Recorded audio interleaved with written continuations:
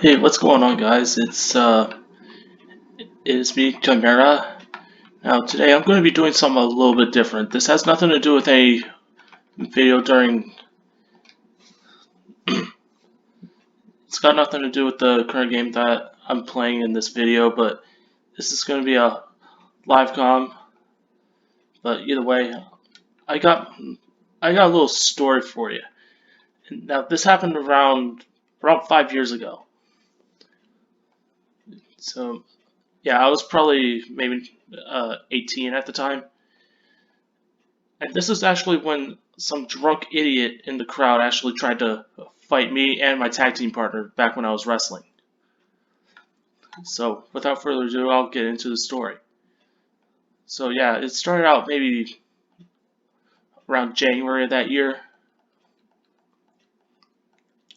Yeah, I was talking with my tag team partner before the match even began. And keep in mind, this is not some big ass company. This is like a small indie company at the time. I'm not going to say the name of it, but this was back when I used to wrestle on the hardcore scene. I'm talking about taking chair shots over the head, getting beat almost to death with spiked baseball bats.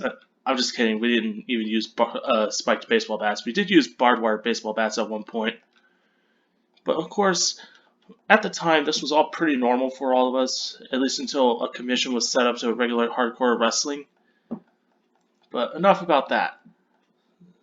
So, I think it was around maybe. I think it was late winter. Actually, yeah, it was during the winter. It was January. Yeah, we had a match. We were getting ready to take on maybe two to three other wrestlers in a four-way match. But this match was nothing special. There was no title on the line. Because mainly, what I try and do is I like to regulate what I do, especially during matches or tag team matches. But this particular night, we were getting ready to do this four-way match. It's a four-way dance, which is kind of similar to the ECW three-way dance, if you guys remember ECW. But during this match, I got hit over the head with a steel chair. And yes, for a hardcore standpoint, that is pretty painful. But a steel chair over the head really hurts. I'm going to be upfront, it does hurt. I got scratched over the head multiple times throughout the match. But my partner, who was at ringside, oh Jesus, I'm losing my train of thought right now. But during this four-way dance, right as I'm getting ready to hit my signature move, which was at the time called the Dark Kiss. Now, the way I executed the Dark Kiss is like a double underhook, kind of like a butterfly DDT. And then I lifted him up, and then I drop him right on his head. I was getting ready to execute the Dark Kiss, and then I heard someone say, "Hey, why don't you go suck a dick and start fucking the cheerleaders in the back?" And I immediately released it, and I yelled out to the crowd, "Who the fuck said that? I demand to know who said it right now." And of course, no one spoke up.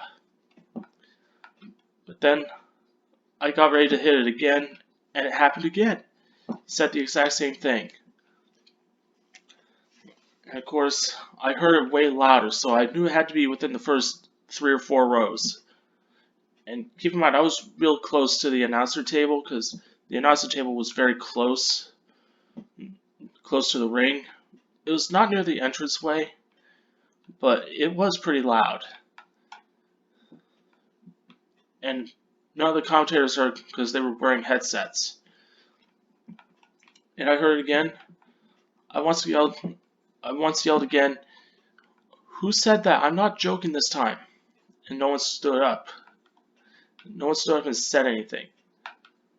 And so I had enough. I just got out of the ring, grabbed the microphone, and I yelled very clearly through the microphone, "Okay, whoever said that, you need to step up right now." And then I started pointing to random people. I kept saying, "Was it you? Did you say this? Did you say that?" what did you say? And I constantly started getting on everyone's nerves doing that. I mean, at the time I was portraying a heel known as Poison, but either way,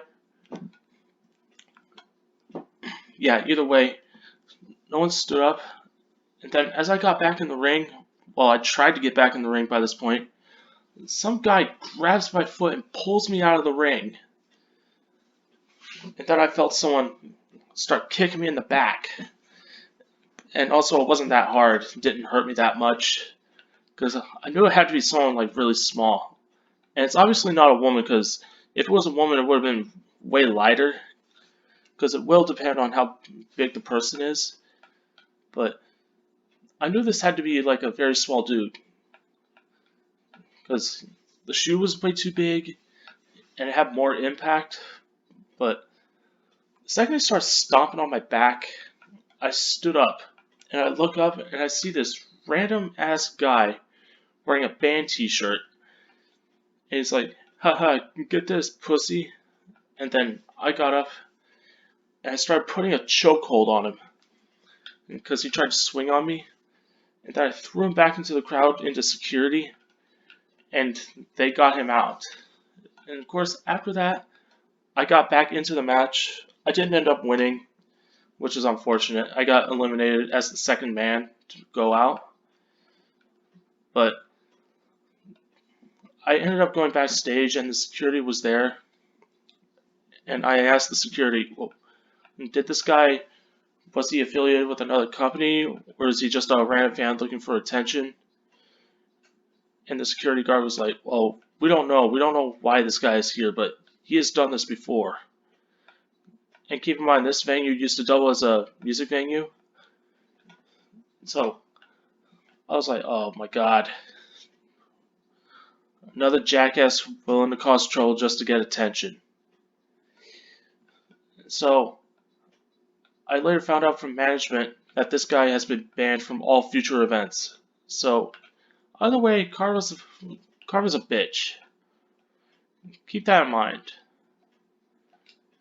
So either way, there's actually a moral to this story, I might say, and that is, do not cause trouble, especially at a wrestling match, because you'll get your ass kicked.